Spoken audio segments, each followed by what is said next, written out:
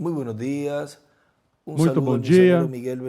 Uma saudação ao missionário Miguel Bermudes Marim e também à sua esposa Ruth e todos os ministros, irmãos e irmãs reunidos lá em Manaus, Brasil, dos diferentes lugares do Brasil e também alguns irmãos internacionais que se encontram ali e todos que estão nos escutando através do satélite Amazonas ou da internet ou que depois estarão escutando essas palavras de saudação nesta ocasião ou estarão lendo em folheto essas palavras de hoje, sábado 25 de março deste ano 2023. É para mim uma bênção e privilégio poder saudá-los e pedir ao Senhor todas as bênçãos que Ele tem contidas na primogenitura, contidas neste ano do jubileu. Sejam sobre todos e cada um de vocês e sobre mim também. Que essas promessas sejam materializadas em nossas vidas em breve. No livro do Apocalipse, no capítulo 11, versículo 15 em diante, nos diz: o sétimo anjo tocou a trombeta e houve grandes vozes no céu que diziam: os reinos do mundo vieram a ser do nosso Senhor e do seu Cristo, e Ele reinará para todo sempre.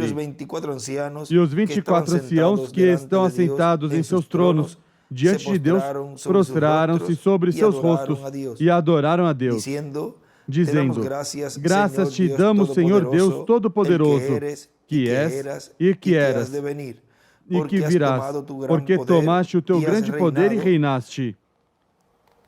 E iraram-se as nações, e então veio a tua ira, e o tempo de serem julgados os mortos, e o tempo de dares recompensa aos profetas teus servos, e aos santos, e aos que temem o teu nome, a pequenos e a grandes, e o tempo de destruíres os que destroem a terra. Abriu-se no céu o templo de Deus e a arca do seu pacto foi vista no seu santuário, e houve relâmpagos, vozes e trovões e um terremoto e grande chuva de pedras. Que Deus abençoe essa escritura em vossos corações e nos permita entender a sua palavra para essa ocasião sobre o tema reclamar o que Deus prometeu. Podem sentar, por favor.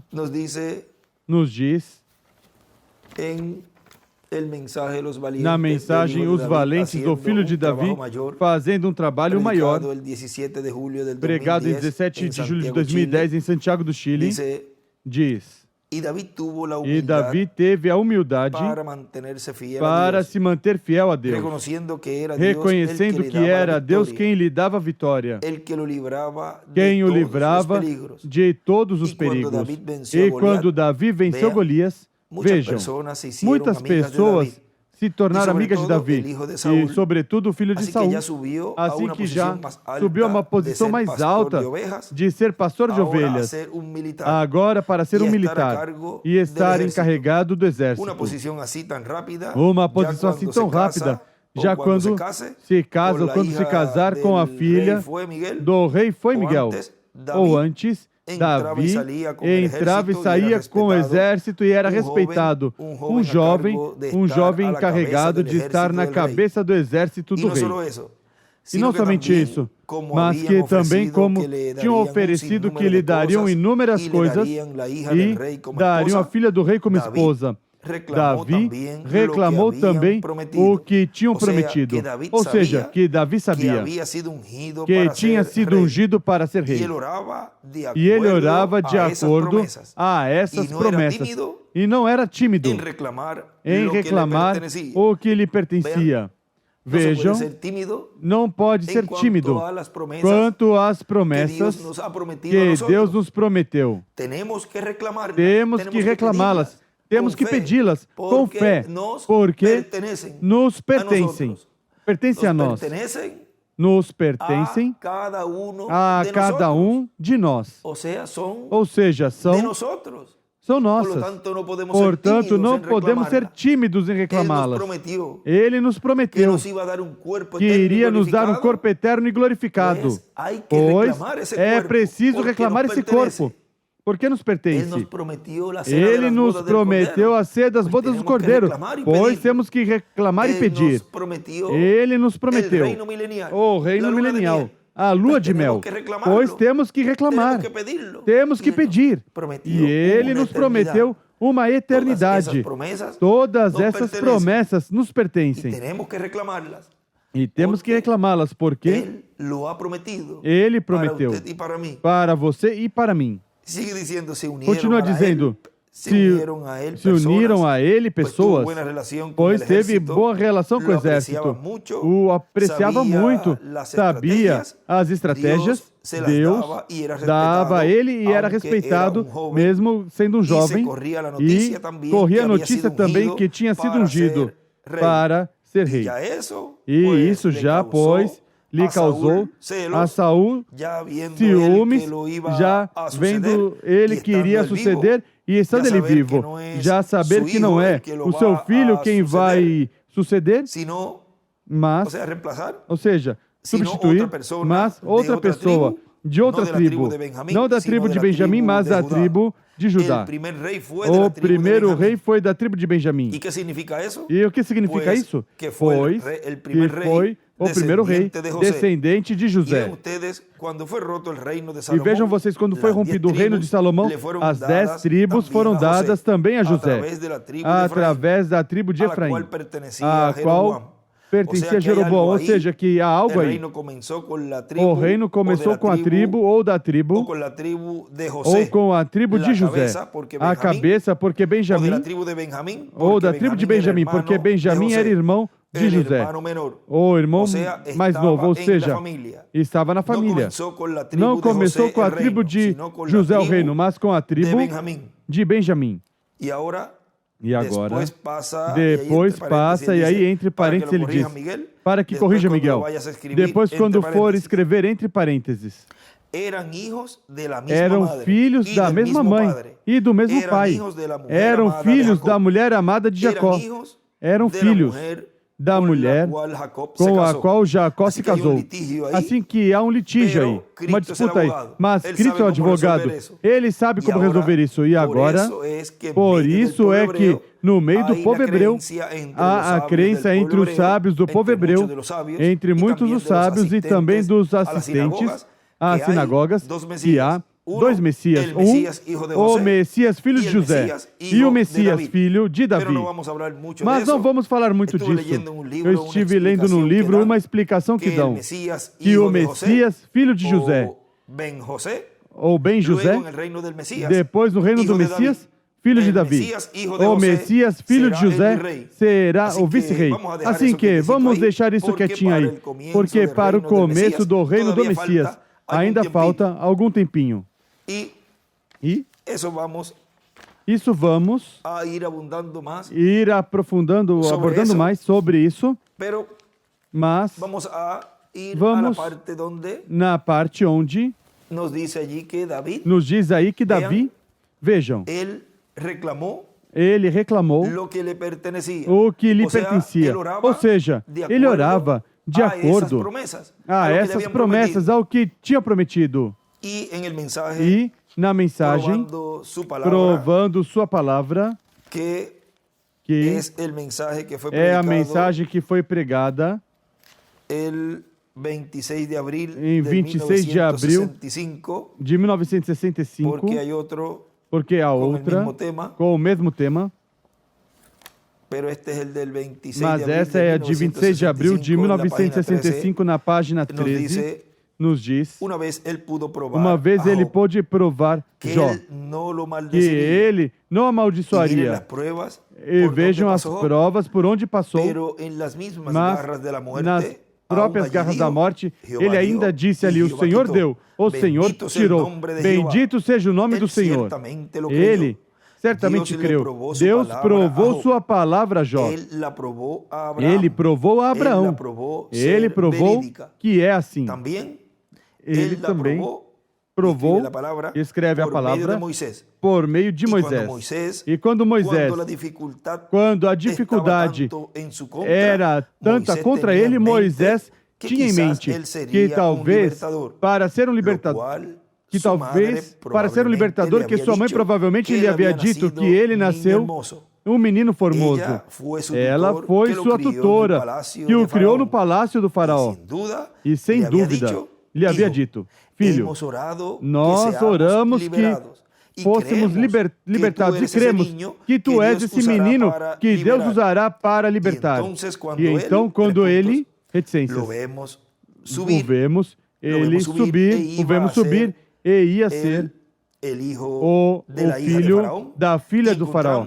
E encontramos que ele estava para ser herdeiro do trono. Ele escreve Moisés, herdeiro do trono do faraó, do Egito. Ora, sem dúvida, que estava na mente deles, então, que ele se tornaria o próximo faraó. E dessa maneira, ele liberaria o povo ao se tornar o próximo faraó. Mas Deus tinha reticência. Se tivesse sido assim, então, ele teria feito através de algo material, através de um ato político. Mas Deus não opera sempre dessa maneira. Deus tem suas próprias maneiras de operar. E ele disse que ele os tiraria. Ele disse a Abraão, depois de 400 anos, que ele iria trazê-lo com mão forte, tirar com mão forte. Ele mostraria sinais e maravilhas, assim que ele não podia fazer dessa maneira, ou seja, da maneira de colocá-lo como o segundo no faraó, ou seja, o próximo faraó. Então encontramos que Abraão creu em Deus. E agora aqui está Moisés crendo em Deus. Vejam, crendo em algo que Deus já tinha dito por meio de um profeta que ele tinha enviado, ou seja, de Abraão. E Moisés, página 14, diz, e Moisés olhou pela mesma janela que o faraó olhava. Ele viu o mesmo povo que o faraó olhava, o qual os olhava como um povo um povo maldito, ou seja, o faraó olhando, um povo que não tinha nada além de um bando de fanatismo como Deus, e algum Deus do deserto, em algum lugar do qual não sabiam nada, alguma coluna invisível ao qual oravam, no qual não havia nada de verdade. Não são mais do que um bando de fanáticos. E eles eram um bando de escravos. E o Deus deles, deixando que fossem escravos, provava que não era Deus. Isso é o que o faraó dizia.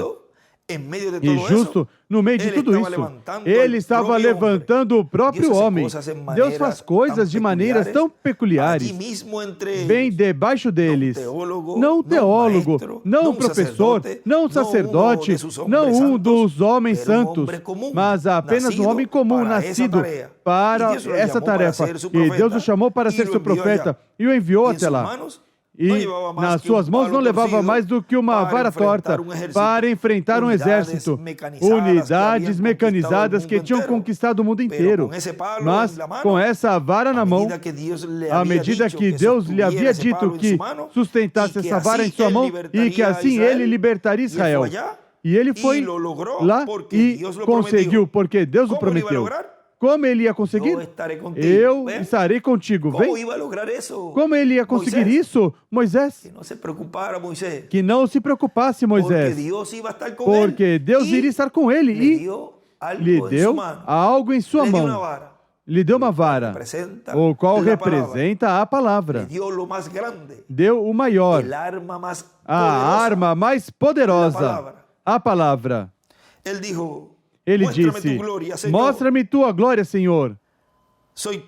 Eu sou pesado de boca. Não posso falar bem.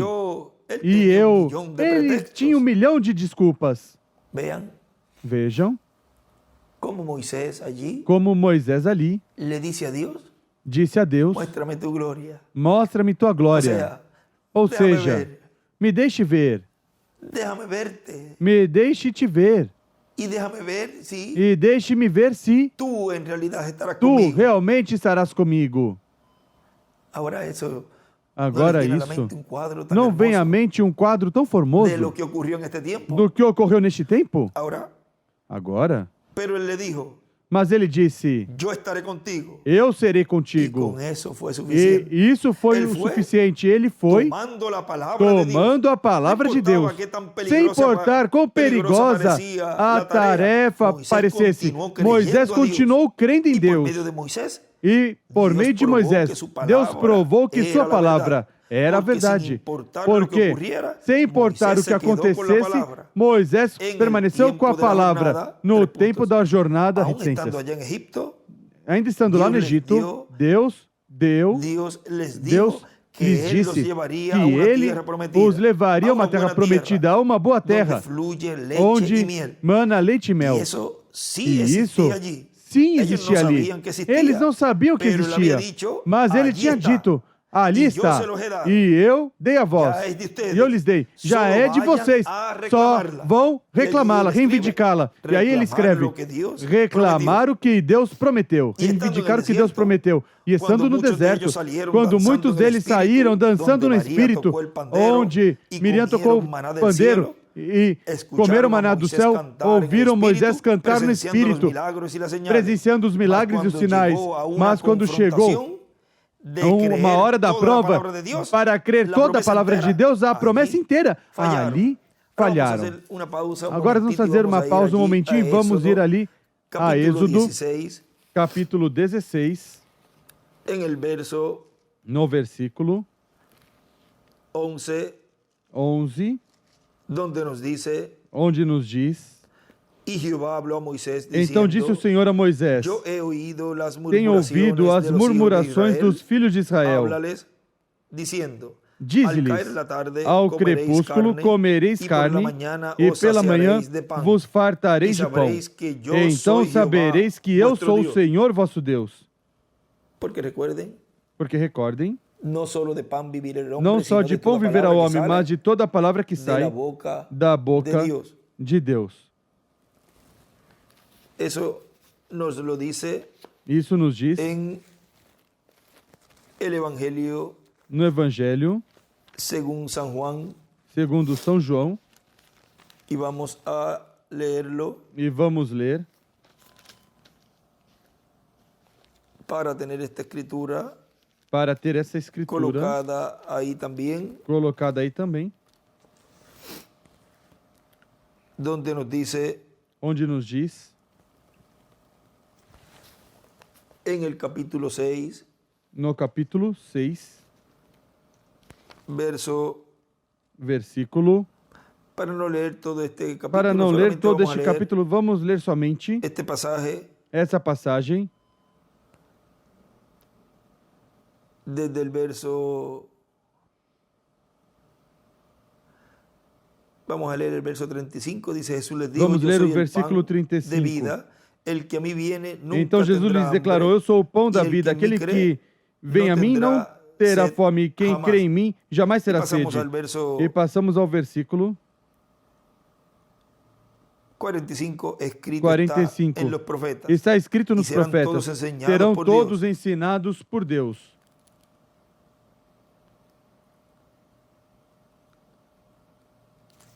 Vamos buscar a outra Bíblia, já que esta está aí já que essa está um pouquinho. Que não se nota bem aí que não se nota bem ali o que está escrito. Vamos a ter esta outra Bíblia aqui aberta. Vamos ter essa outra Bíblia aqui aberta. Também para que assim, como nessa também tem as anotações, pois. Aí vamos lendo versículo 45. Está escrito nos profetas, e serão todos ensinados por Deus. Todo aquele que ouve o Pai e aprende dele, vem a mim. Ninguém viu ao Pai, a não ser aquele que é de Deus, só este viu ao Pai. Em verdade vos digo, quem crê em mim tem a vida eterna. E passamos aqui a essa Bíblia para... E aí desenha uma estrela de Davi. Eu sou o pão de vida. Vossos pais comeram maná no deserto e morreram. Mas aqui está o pão que desce do céu, do qual se o homem comer, não morre. Eu sou o pão vivo que desceu do céu. Se alguém comer deste pão, viverá para sempre. Este pão é a minha carne que eu darei pela vida do mundo.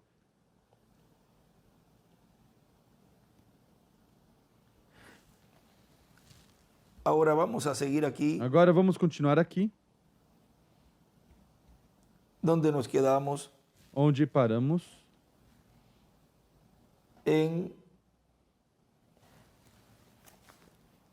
Mais adelante aqui, mais adiante aqui, todo esse capítulo podem ler.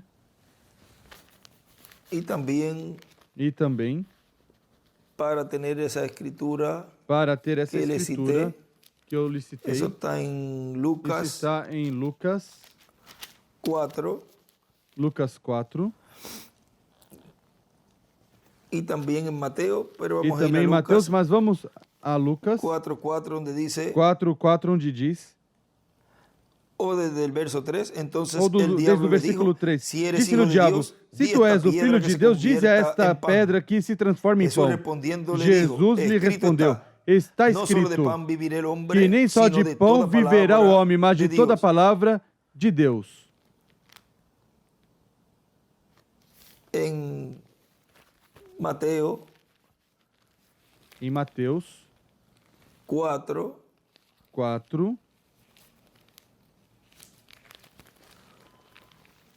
Aí está um pouco mais completa a 4:4. Aí está um pouco mais completo, 4:4 também. Veja o mesmo capítulo e o mesmo verso. Veja o mesmo capítulo e o mesmo versículo. Respondeu Jesus: está escrito, não só de pão vive o homem, mas de toda palavra que sai da boca de Deus. E a boca de Deus são profetas. Agora continua dizendo aqui em Êxodo, onde paramos. No versículo 12, passamos ao versículo 13. Do capítulo 16 de Êxodo. E venida à tarde, subiram codornizes e cobriram o arraial. E escreve, na tarde, carne. E por la mañana, e pela manhã desceu, e pela manhã havia uma camada de orvalho ao redor do arraial. Na manhã ele escreve maná. E quando o orvalho evaporou, caído, sobre a face do deserto estava uma coisa fina e semelhante a escamas, fina como a geada sobre a terra. Vendo os filhos de Israel disseram uns aos outros: o que é isso? Pois não sabiam o que era.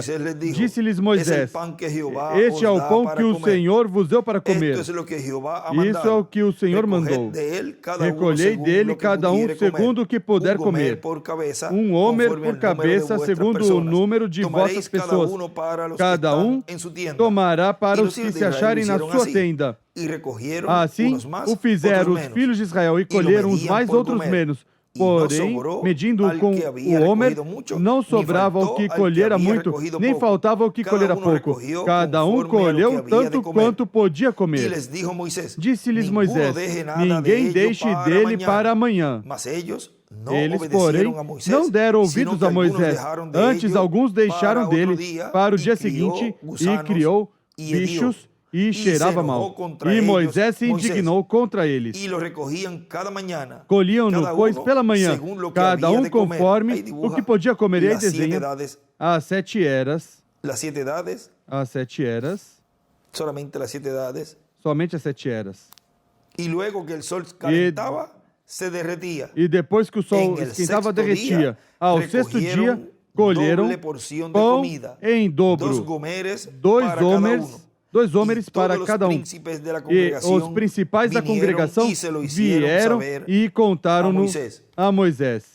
E num escrito, já que tocamos essa parte aí, do maná de 2 dias, vejam no escrito se referindo a essa escritura de Êxodo 16, num estudo bíblico que lhe prepararam. E depois dessa escritura, colocaram também o Salmo 78, versículo 24 e 25, onde diz: E fez chover sobre eles maná para que comessem, e lhes deu trigo dos céus. Pão de nobres comeu o homem. Lhes enviou comida até saciá-los. E ele, no meio ali, dessas duas escrituras, escreve: Deus deu maná para 2 dias, o sexto dia, a sexta dispensação e o sexto milênio, que foi tipificado nos 120 anos da vida de Moisés. Pois em 6.000 anos, 120 anos de jubileu. E entre parênteses, escreve 6.000 dividido entre 50 é igual 120. E volta e faz o cálculo de 120 e depois escreve por 50 é igual a 6.000. E fecha o parênteses. E continua escrevendo. Por isso Moisés não entrou na terra prometida do outro lado do Jordão. Tipo do reino milenial. Agora vejam algo aí. Muito importante. Disso que ele nos escreveu nessa ocasião. Agora vamos continuar. Também no compêndio de anjos, na página 21 ou 20, é um lugar onde nos fala também desta porção, página 20, diz: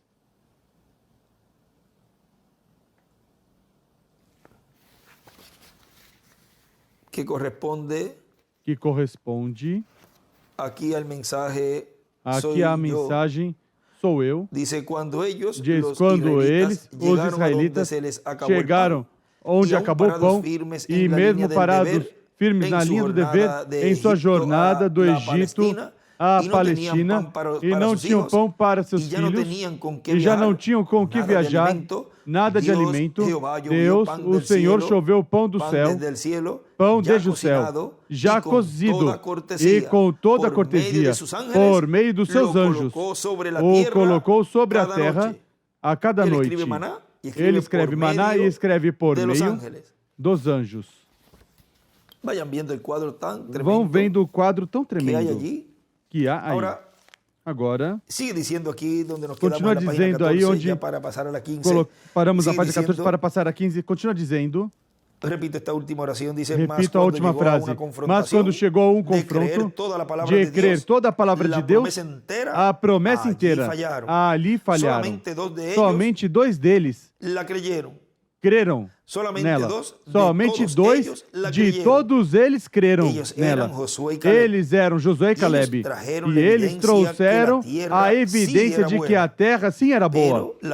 Mas as circunstâncias, isso foi os que os atrapalhou. Porque disseram, não somos capazes de tomar a terra, porque as cidades são fortificadas. Seus delegados ali, não seus delegados, mas seus povos são grandes gigantes, pois parecemos gafanhotos ao lado deles. E ele escreve como gafanhotos. Josué e Caleb disseram, somos mais do que capazes de tomá-la. Porque Deus tinha dado a eles, sem importar quão grande fossem os gigantes. O obstáculo não significava nada para eles. Deus tinha dito. E Deus provou por meio deles. E, efetivamente, eles passaram lá e tomaram a terra. Assim como Deus disse que fariam. Ele provou isso a eles. Agora, quando eles foram para passar no mês de abril, quando as águas baixavam rapidamente das montanhas, desciam, precipitavam da montanha rapidamente, ele escreve de abril, das neves, da neve acumulada na montanha, e tantas coisas, e parecia como que Deus não era bom general ao guiar o seu exército diretamente a um lugar onde ele os tinha deixado bloqueados, separados da terra prometida. E nesse mesmo tempo, quando eles os estava dirigindo ou quando o queria fazer atravessar, era o pior mês do ano, o mês em que o Jordão transbordava suas margens. E ele escreve ali Josué, onde ele diz, no mesmo tempo, quando ele os estava dirigindo, aí ele escreve, Josué, o mês, ou seja, era Deus através de Josué. O mês em que o Jordão transbordava suas margens e corria pelos campos, pois se ele os estava fazendo passar por ali, deveria ter sido no verão, quando poderiam passar a pé até outro lado. Mas ele esperou até que as águas estivessem profundas. Agora vejam. Ele poderia ter esperado a que tudo baixasse e passariam a pé. Mas ele esperou até que as águas estivessem profundas. Ele gosta de mostrar que é Deus. Ele gosta de provar sua palavra, apesar de tudo. Ele escreve, o tempo da ceifa. Não importa se o doutor disse, você está morrendo de câncer. Isso é tudo o que o homem sabe. Talvez as águas sejam muito profundas para muitos de vocês essa noite. Mas lembrem-se, Deus fez a promessa. Deus cumpre sua palavra. E Deus prova sua palavra. É a verdade. Ele esperou que as águas ficassem barrentas, até que elas ficassem profundas e acima da cabeça deles. E assim por diante. Então, ele abriu o caminho.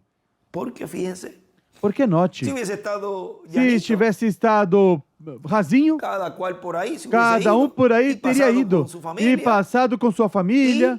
E se tivesse levado a glória, a pessoa, não, eu mesmo posso, isso está facinho de passar. Mas vejam, dependiam e agora, neste momento em que as águas estavam por cima das suas cabeças, dependiam, não de um homem, dependiam de Deus. Em um homem, dependiam de que esse homem falasse a palavra. E então, a glória e a honra seria para Deus. Ele esperou que as águas ficassem barrentas, até que elas ficassem fundas e acima da cabeça deles. E assim por diante. Então, ele abriu o caminho. Ele foi adiante deles e abriu o caminho. Como iam entrar em Jericó quando estava completamente fechado por todos os lados? Josué estava se fazendo essa pergunta. Ele sabia que Deus o tinha conduzido até aí. O passo seguinte correspondia a Deus. E vejam, continua dizendo, um dia, quando ele estava caminhando por ali, contemplando os muros, ele viu um homem de pé com a espada desembainhada, e ele sacou sua espada e foi encontrar-se com o homem e disse, de que lado estás? Estás tu conosco ou é dos nossos inimigos? Ele respondeu, eu sou o príncipe dos exércitos do Senhor. E ele disse, o que deveria fazer? Como iria ele tocar uma trombeta e com isso desabar um muro ao longo do qual podiam ter corrida de carros de batalha? Que coisa teria a ver com uma trombeta? Deus usa métodos tão simples. Isso é tão reticência. Para mim, a simplicidade disso é o que mostra que sim é Deus. Nós sempre estamos tentando encontrar uma coisa grande, algo grandioso, que vai fazer algo, e Deus, alguma grande organização que vai se apropriar da coisa toda e colocar tudo em ordem, quando Deus toma uma pessoa simples, um só homem, que ele possa manter em suas mãos, e assim ele provará toda a palavra que disse. Ele emprega métodos tão simples e pequenos. E ele escreve, um homem. Continua na página 16. tocai a buzina, a trombeta. Não escavai o muro, mas apenas tocai a trombeta, e os muros cairão. Ou ele soprou, o sopro da trombeta derrubará as paredes. Que conhece para a mente carnal, porém Deus provou que sua palavra era verdade, porque as paredes caíram uma sobre a outra. Eles entraram diretamente e tomaram a cidade. Oh, Deus gosta de provar que Ele é Deus. Josué sabia disso. E você sabe isso. E eu sei isso. Nós sabemos isso.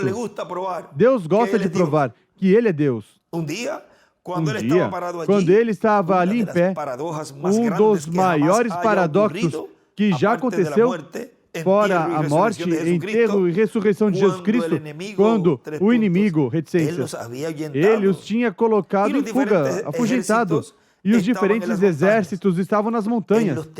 Ele os tinha feito fugir, e o sol estava se pondo. Oh, que tempo era para o general Josué! Lembrem-se, ele combateu por toda essa terra, sem ter um hospital, uma enfermeira, uma equipe de primeiros socorros e nem sequer um só homem ferido. Digam-me de algo que possa superar isso. Sim, Senhor. Ele nunca teve hospitais nem enfermeiras e nunca perdeu um só homem. Sempre quando caminharam na vontade e na palavra do Senhor, Deus provou que estava com eles. Agora vejam. Sempre quando o escolhido caminha na perfeita vontade de Deus e na palavra de Deus, Deus provará que estará com você, provará que está com a sua igreja. Mas é preciso caminhar sempre na perfeita vontade de Deus e na palavra do Senhor. E encontramos, continua dizendo, e encontramos que Josué sabia que se anoitecesse, eles voltariam a se unir e se agrupariam e se reuniriam todos, formando novamente outro grande exército. E ele ficaria numa situação muito difícil com eles no dia seguinte. Ele não sabia o que fazer. Assim que olhou para Deus, ele necessitava de ajuda e necessitava que o sol se detivesse.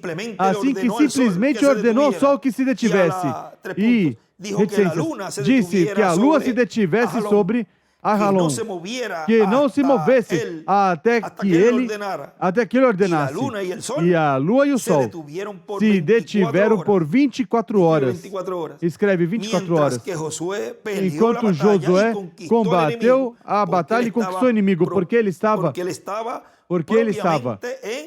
exatamente no cumprimento do dever. E ele escreve, Josué, o cumprimento do dever. Ele tinha direito de fazê-lo, porque ele estava obedecendo o mandamento de Deus. E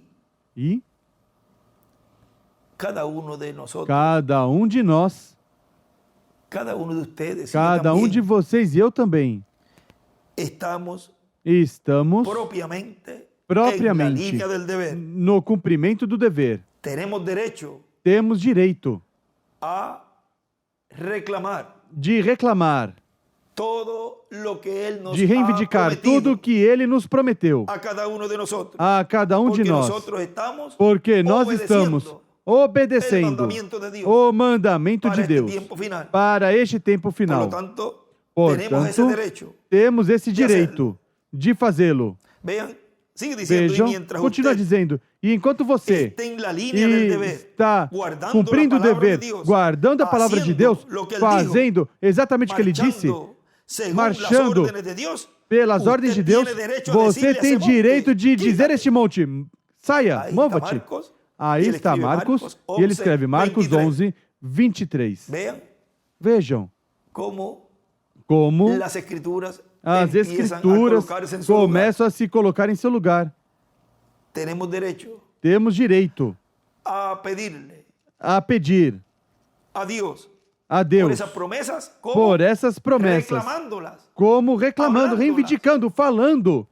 E temos direito neste tempo final, por meio da manifestação de Deus, os ministérios de Moisés e Elias no meio da sua igreja, terão o direito de dizer ao reino dos gentios que seja tirado e seja estabelecido o reino do Messias Príncipe em Israel, no trono de Davi, para sentar-se no trono de Davi, governar e reinar. Toda a humanidade, todas as nações, todo o planeta completo, pelo milênio e por toda a eternidade. Ou seja, que é direito, esse direito temos e terão esses ministérios para, neste tempo final, fazer essa reclamação, essa reivindicação, onde São Marcos capítulo 11, versículo 23, em diante, será feita, se tornada uma realidade, onde o reino deste mundo virão a ser os reinos do nosso Deus, de Deus, e do seu Cristo, ou seja, do seu ungido. Continua dizendo, Deus cumpre sua palavra. Se disseres este monte, move-te, e não duvidares em teu coração, mas creres que se fará aquilo que disseste, o que disser será feito. Jesus disse isso em São Marcos 11, 23. E isso é a verdade. Eu sei que essa é a verdade. É a palavra de Deus. E isso prova que é a verdade. Nós, às vezes, temos medo. Chegamos ao ponto onde temos medo que ele não cumprirá essa palavra. Ele sim cumprirá essa palavra. Ele disse que o faria. Agora, encontramos que isso é verdade. Ele o provou. Ele sim cumprirá essa palavra. Ele disse que nos adotaria.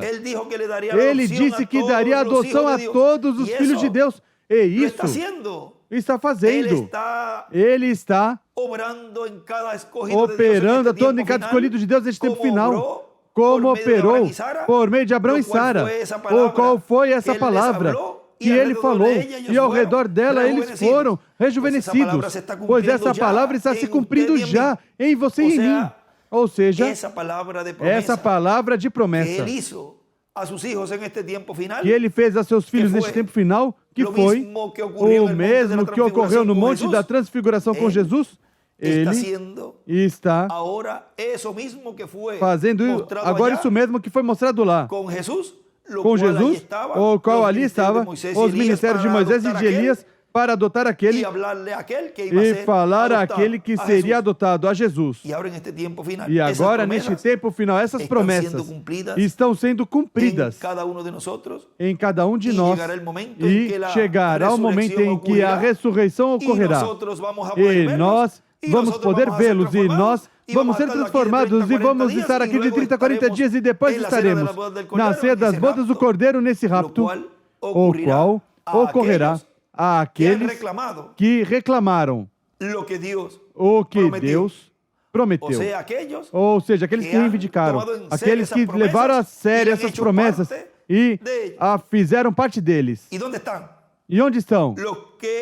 Os que estão reclamando, reivindicando o que Deus prometeu. Aí, em Manaus, no Brasil, há um grupo de irmãos, e em todo o Brasil, e em toda a América Latina e no Caribe, no mundo inteiro, que há um escolhido de Deus está reclamando, reivindicando o que Deus prometeu. Reclame, reivindique com fé, crendo de todo o coração que Deus o cumprirá. Isso é, assim disse o Senhor.